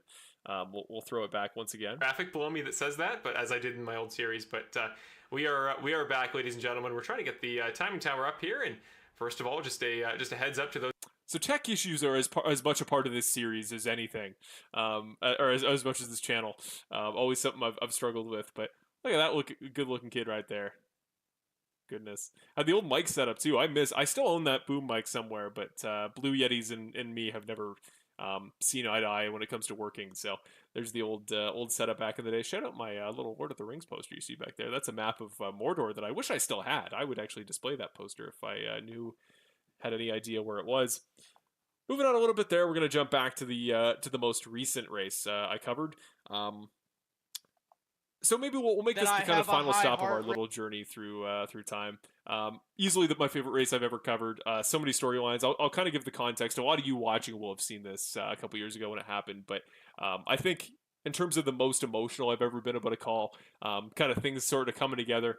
This is kind of a wrap up my kind of play-by-play commentary, and just to give you an idea of what we used to do on Full Send, and who knows, maybe what we'll be doing again in the future. But the final lap of my favorite race I ever covered. And what a start for the 85 car. As further back, can Haggy hold on for the title? And it's going to be Hamilton who gets ahead of Nickerson into the first braking zone. Huge jump by the 85, and that's exactly what he needed. The 04 was hanging back. Brandon Jackson was pushing Britt. Now Brandon Jackson is going to try and battle for second position down to the inside of the 04 of Guzik, and that's exactly what Cody Welch wants to see. He wants to see a battle in his rearview mirror, and that's what he's got. White flag presented by Apex Sim Racing. The 99 car got hooked by the 04, but he stays on track. Cody Welch, can he go 1.5 more miles? Can he end the streak? Can he finally get that win? Hamilton just passed his teammate Nickerson for the second spot of the playoff, guys. But it's Haggy who still holds on for the first place position. Can he steal a title like he stole the win at Talladega? Maybe we have a new Mr. Closer because he is well ahead of the guys behind. But for the first time in over 3 calendar years, 73 races, it's finally happening in the finale. Cody Welch has won in the Bandit Racing League. He's finally done it. And the streak is over as we crown a new champion, a man who has won 1 career race, but did it at the most crucial time possible. Haggy is your final Bandit Racing League champion. Welch is a race winner once again. So there you go. That is my favorite of all the races I've called on YouTube. And I did the math the other day. It's up to something like 130 or something over these years. Full broadcasts I've done on this channel. But that's one that always sticks with me because the kind of balancing of storylines. For those of you that don't know, Bandit legend Cody Welch there it was going, I think, 3.5 year drought that he'd had without a win. Just had the worst luck imaginable. And this was the last race that to this day that I've broadcast for the Bandit Racing League just because of school commitments. But such a meaningful win, and the idea that the guy coming up on screen now, Eddie Haggy, was a guy who had, again, been a longtime veteran of the series, slightly younger guy, was always kind of under the radar, but put together an incredible end of the season that he won this championship in. So it was kind of 2 underdog stories coalescing, and again, I know it's a virtual sim. You might not get so much of the energy when it's something like today where it's just a race. I'm kind of hopping in for some fun, but when you have something you really care about, and when passion kind of comes through in your voice and in your commentary, that is, I think, what makes, you know, the mark of a great commentator. Is you don't always need to have the right words. As much as I try, again, this all cycles back because somebody asked who my favorite commentator was, but Bob Varsha was able to put things so eloquently and so concisely, and that's something that I think there's real value in. But I think sometimes there's value in just saying what you have on the mind if it's coming from the heart. And with this series, it was. I always enjoyed Bandit. That's just a finish I always look back on is two big storylines coming together. You can hear me not knowing which one to focus on, but in the end, we came together. I think it worked out pretty well, and as you can see, it was pretty meaningful. I liked having the Skype for the drivers, and again, I think that's a must for any series. If you can't see the faces of the guys you're broadcasting, then you're missing half the story. So there you go. We'll wrap it up with that. The beautiful fireworks over one of the great races I've ever seen. So that'll about wrap us up, guys. We're gonna leave you here at about 10:28, a few minutes to 10:30. I know a lot of us got school tomorrow, and I got a bunch of papers. I think I have 4 papers to finish in the next 6 days. So we'll be back next Saturday. That race I was kind of hyping up. Going to be our finale here on Behind the Wheel. We'll make some more stuff. No success today on the cautions. I think there's probably 1 or 2 more after we left as well. But I'm going to make a fun poll next week. We're going to make some sort of prize we can hand out on stream. We're going to kind of end it off with a bang. So I believe the race we're doing is at 8. I think it's at 8 o'clock, which means we're going to be back to 7:45 Saturday. I'll make a note. Anybody coming around, I'm sure I'll let you know before then when we're doing it. But thank you guys for coming out today. I hope you guys had a really good time joining us. I know it was kind of chill. The race didn't end the way we were hoping. Never really got a handle on it, but I'm learning. We're working through it. So thank you guys. I hope you guys enjoyed the paint scheme. We'll cook up something for next week. Maybe I'll ask you guys in your free time and there you go. So thank you to Michael, thank you to Alyssa, thank you to everybody for tuning in this week, and we'll see you next week on Behind the Wheel, our final episode here on Full Send Racing Network. And have a great rest of your week, ladies and gentlemen. Hopefully we stay out of the weather. There's a flu going around. Don't catch it, and we'll see you guys next week.